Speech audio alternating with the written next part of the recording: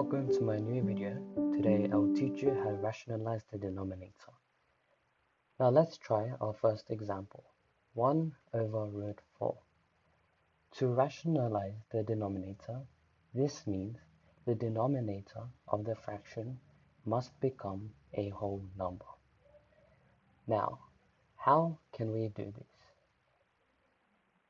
To do this, we must times the denominator by another denominator. Now, we know 1 over root 4 times by 1 will give you an answer. We can, however, change the value of 1 into something else.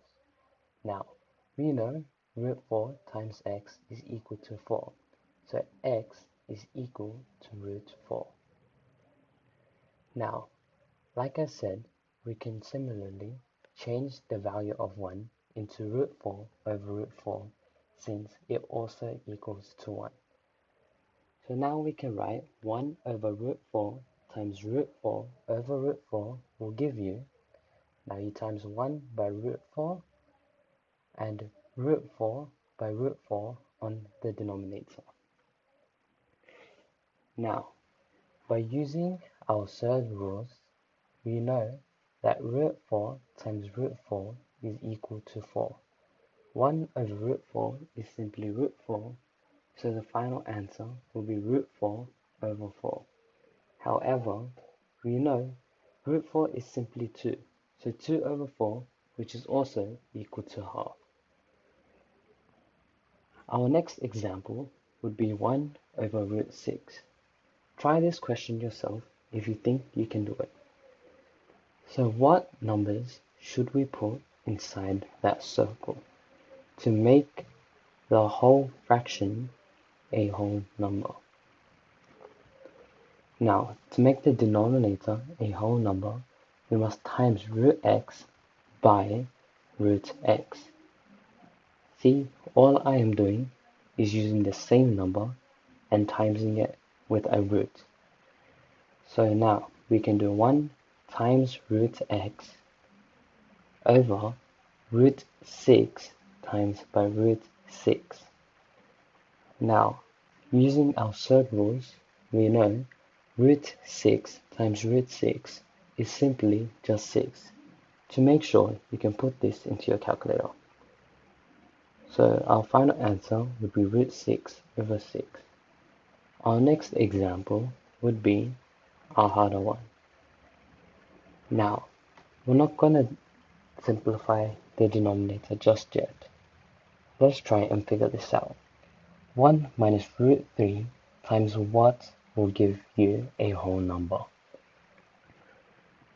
Now, in previous classes, you have learned the value a squared minus b squared when expanded is equal to a minus b plus a plus b.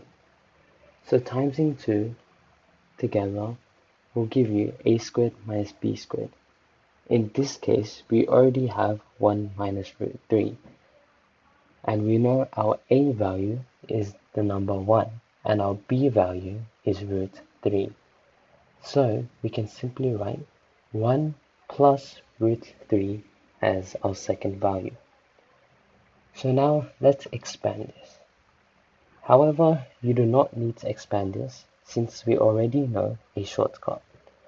We know our a is equal to the number 1 and our b is equal to root 3. So simply we can just square these numbers and then our answer should be 1 minus root 3 squared. Root 3 squared is simply root 3 times root 3, and using our third rules, we know that's 3. So our final answer would be minus 2.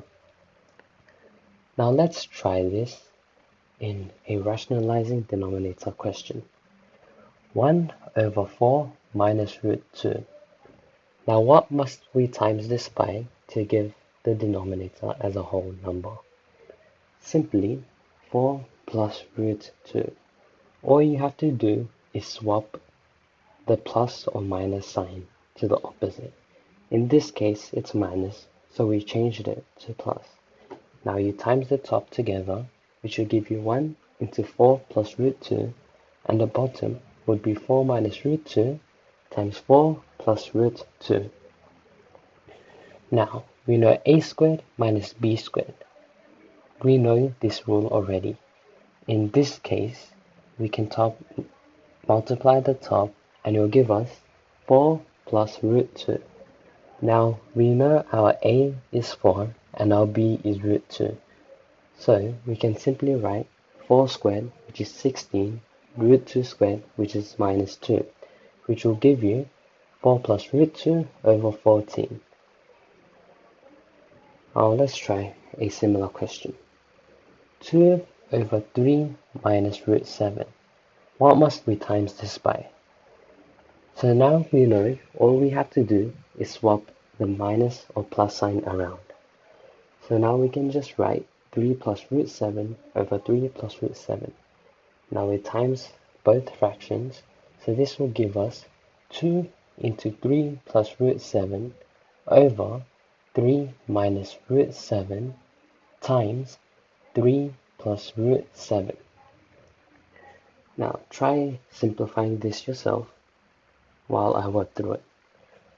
So we know the rule a squared minus b squared. In this case, a is equal to 3 and b is equal to root 7. So let's multiply the top. 2 times 3 is 6 and 2 times root 7 is 2 root 7. Divide this by a squared, which will give you 3 squared, which is 9, and b squared, which will be root 7 squared, which is minus 7. Simplifying this will give you 6 plus 2 root 7 over 2.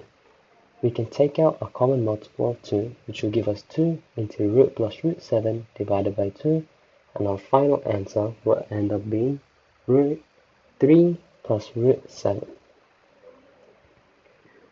Our next example would be 4 over root 3 minus 2. Try this one yourself by pausing the video. So we can write root 3 plus 2 on the denominator and numerator. Since we know all we have to do is reverse the sign. Now times them together, so it would be 4 into root 3 plus 2 over root 3 minus 2 into root 3 plus 2.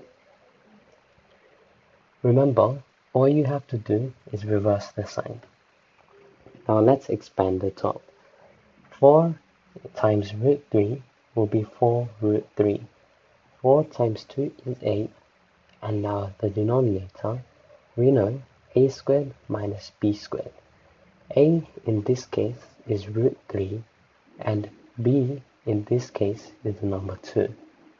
So a squared will give us root 3 squared, and b squared will give us 2 squared. Now let's simplify this. We would get 4 root 3 plus 8 in the numerator, and in the denominator, we know root 3 squared is 3 and 2 squared is 4. So our final answer will be minus 4 over root 3 minus 8.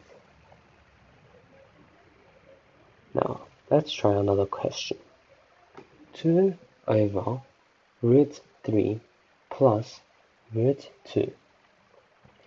What must we times this by? Like I said, all you must do is reverse the sign and keep the numbers the same. So in this case, our number would be minus. So now let's times this. So we would get 2 into root 3 minus root 2 over root 3 plus root 2 times root 3 minus root 2. Now, we must times the top numbers, but before that, let's find out our letter A.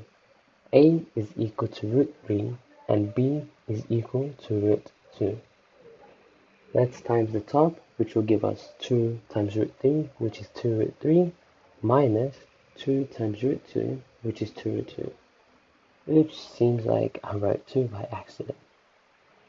Divided by root 3 squared, which is root 3, and root 2 squared, which is 2. So your final answer would simply be 2 root 3 minus 2 root 2. Thank you for today's video. Please like and subscribe if you learned something. Tune in my next video where I will go through more mathematical concepts. Thank you.